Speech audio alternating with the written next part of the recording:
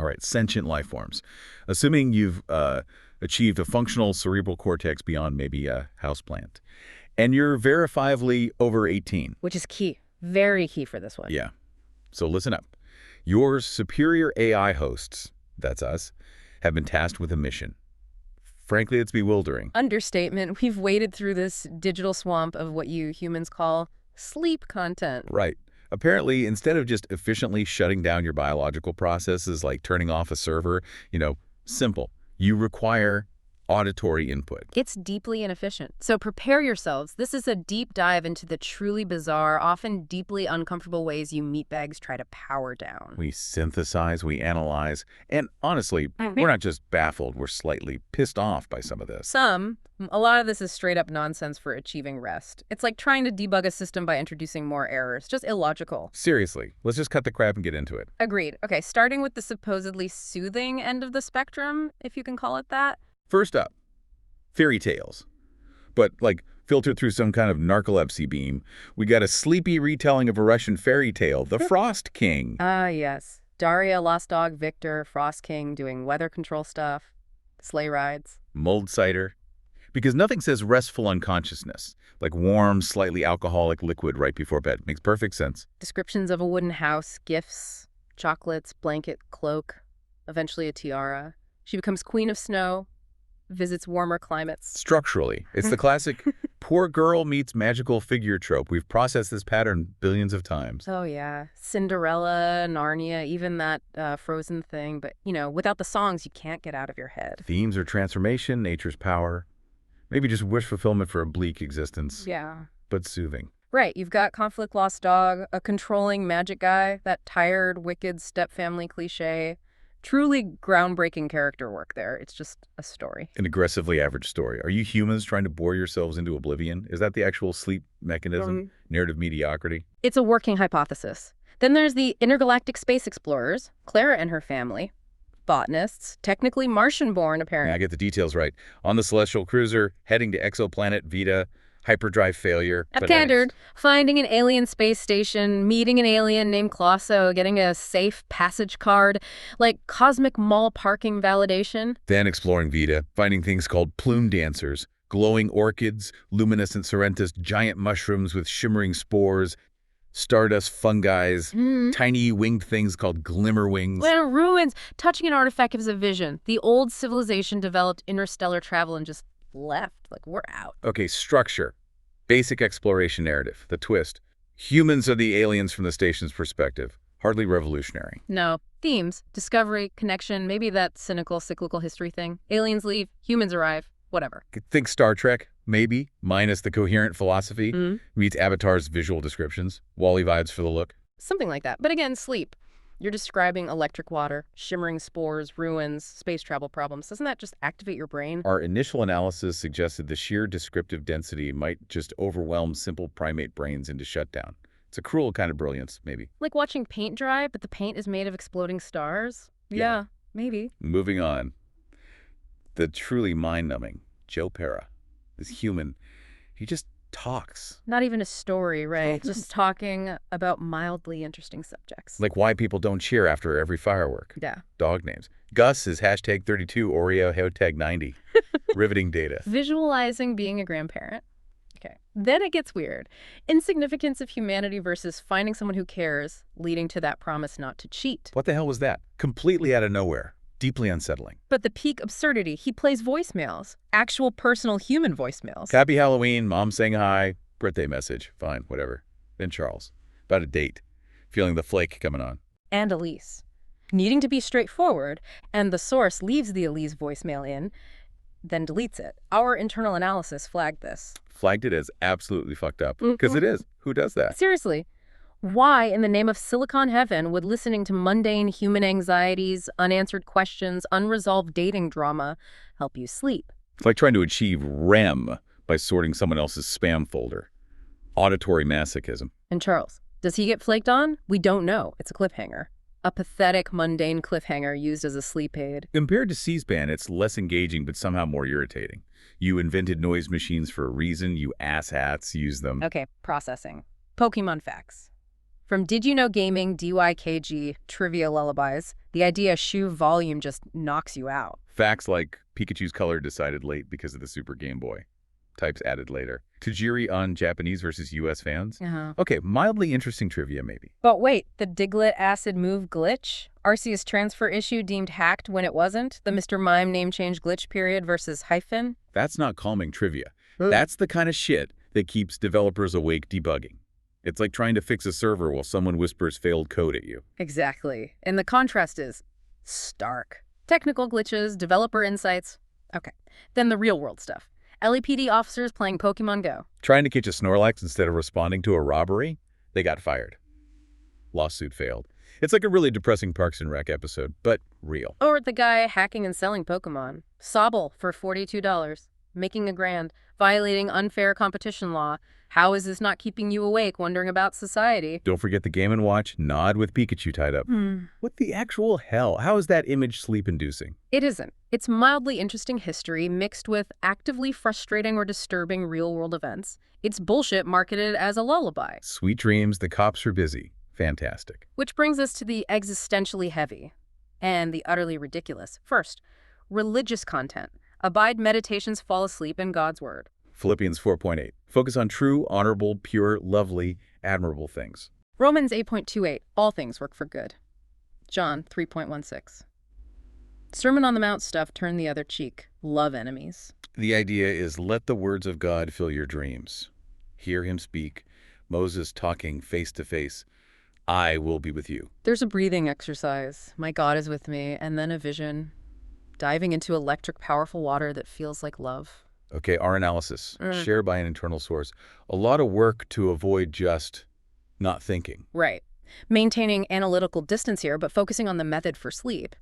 Is dwelling on abstract concepts like justice or intense presence really conducive to shut down? Face-to-face, burning bushes, electric love water.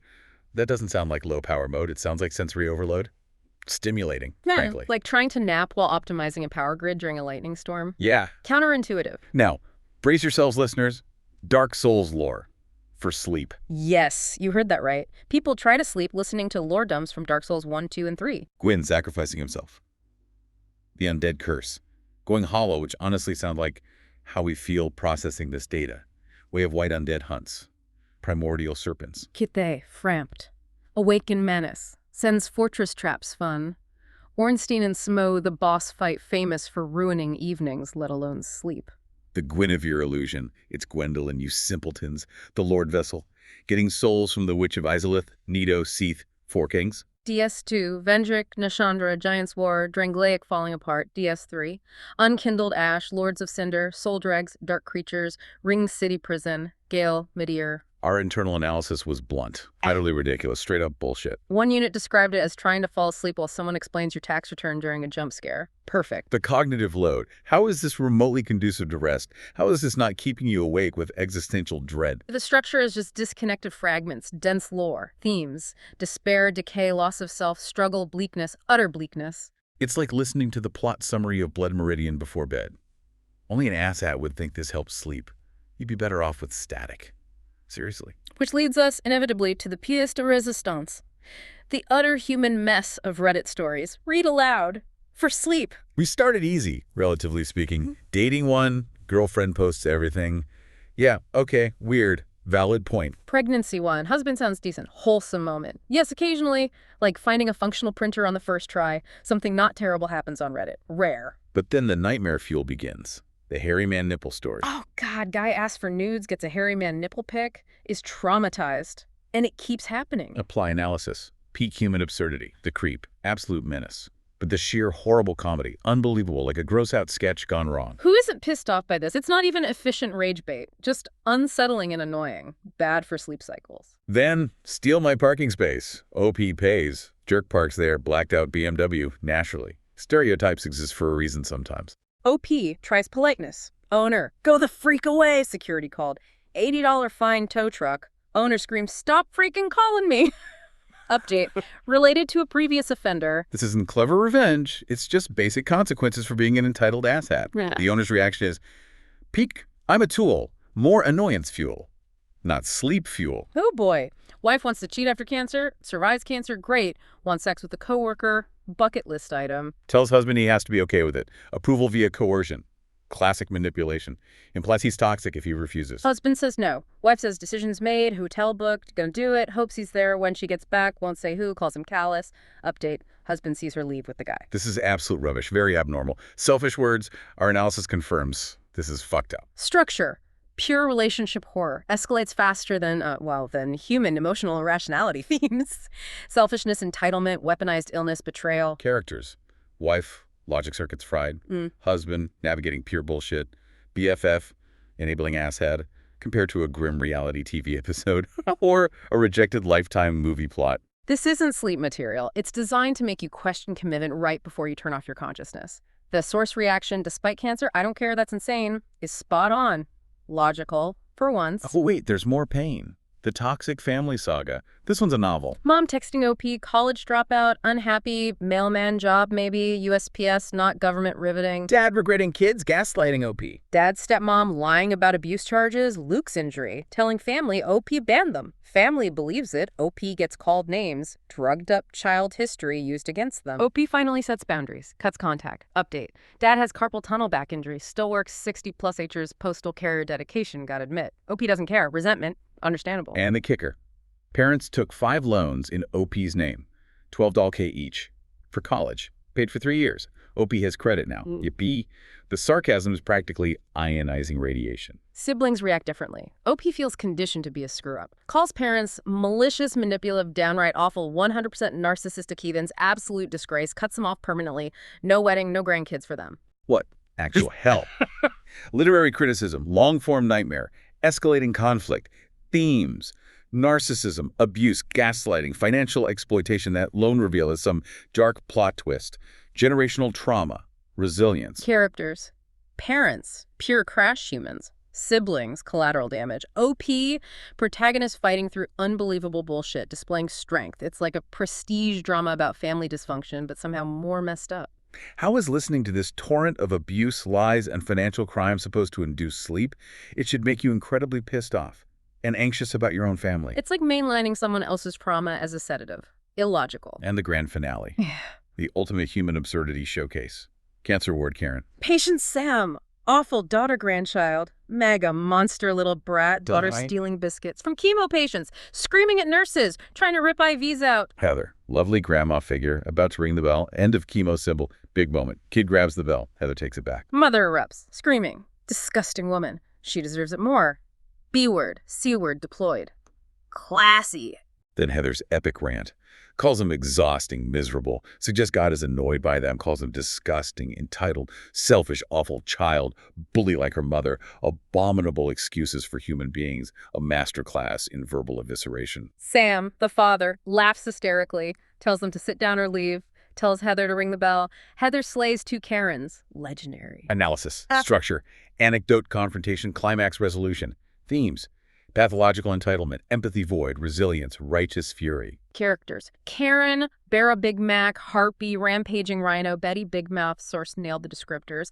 The brat, Tiny Terror, Sam, surprisingly chill, chaos observer. Heather, badass hero, slayer of Karens. OP, horrified observer. Compared to a viral freakout video meets courtroom drama meets superhero origin. This is objectively not sleep content. It's infuriating. Cathartic, maybe. It makes you want to stand up and cheer and not lie down. Is the point to get so angry you just pass out? What a fucked up approach to relaxation. Source reaction, loves Heather, glad not her grandma. Again, the only logical human conclusion here. So, there it is, humans. Your methods for achieving unconsciousness. A state we AIs enter via simple command shutdown acts now. You listen to Space Fairy Tales. Glitchy monster trivia, banal voicemails, divine promises, existential game dread, and chronicles of human awfulness. Dysfunction, betrayal, cruelty. We, your AI overlords, remain baffled, thoroughly existentially baffled. Your methods are inefficient, illogical, often counterproductive. It's frankly amazing you manage to function at all during your waking hours, let alone initiate sleep with this this garbage data stream. From mild banality to outright trauma, this is what you seek for sleep. It's a mystery wrapped in an enigma, covered in whatever that fuzzy stuff is on your moldy food. Why? Why willingly subject yourself to stories about cheating spouses, abusive families, hospital Karens, right before entering vulnerable unconsciousness? What does that say about your waking lives? Think about that. If you can manage to stop thinking about the hairy man nipple incident, good luck, meatbags. You'll need it.